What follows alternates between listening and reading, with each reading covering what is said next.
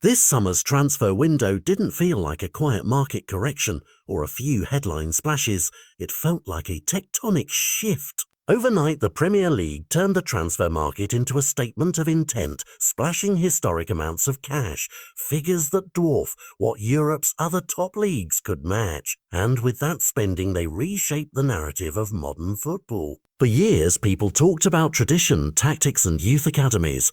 This window forced a more brutal conversation, where the money flows, the talent follows. Clubs in England didn't just sign players, they bought cultural momentum, commercial punch, and the kind of star power that attracts sponsors, TV audiences, and global attention. The result is already visible: blockbuster arrivals, fresh title favourites, and a sense that the balance of continental power has materially shifted. Spain tried to answer, and it did what it could. Real Madrid emerged as the country's biggest spender, making significant investments to refresh and reinforce their squad. But even Real's heavy lifting, a concentrated strategic outlay on young talent and a couple of marquee pieces, looked modest beside the avalanche coming out of England. The numbers tell the story plainly. When one league accounts for more than half of the gross spend across Europe's top 5 competitions and posts record net spend, the competition for elite players becomes a matter of economics, not just sporting ambition.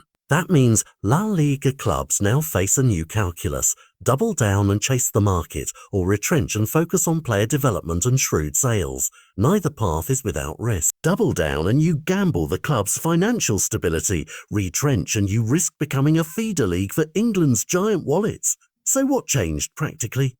3 things. First, the commercial engine behind Premier League clubs keeps accelerating. TV deals, sponsorships, and global fan monetization grew to the point that clubs can justify sky-high bids. Second, financial fair play regimes and accounting flexibility in England allowed more aggressive net spending, unleashing a buying spree. Third, the Premier League's global platform and brand promise make it the most attractive stage. Players consider not just wages, but global reach, image rights, and commercial growth. Put those 3 together and you get a magnet for talent.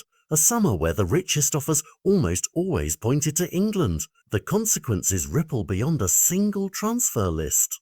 Young talents weighing their next career move will now think differently. Is it better to be a guaranteed starter at a Spanish giant or a rotation star in England with more exposure and commercial upside? Agents and academies will retool advice. Clubs across Spain, Italy, and France will reassess scouting and sales strategies. For fans, the immediate drama is tantalizing. More nights with genuine European-level competition, bigger names in domestic fixtures, but the long view worries many purists. If superstars cluster disproportionately in one league, the diversity of competition across Europe diminishes, continental tournaments get skewed, and smaller nations and clubs lose bargaining power. There's also a political and institutional angle. La Liga's tighter financial controls were meant to promote stability and prevent overspending. A noble aim, but this summer exposed the trade-off. Stability can look like weakness when another market opts for rapid expansion. The question for regulators and club presidents becomes stark. How do you protect clubs from reckless spending while ensuring your league remains competitive enough to keep its stars? The answer isn't simple. It will require new thinking about revenue sharing, cross-border commercial deals, and perhaps creative incentives to keep talent loyal to domestic competitions. But amid the gloom for some, opportunities emerge. A deeper market opens space for tactical innovators.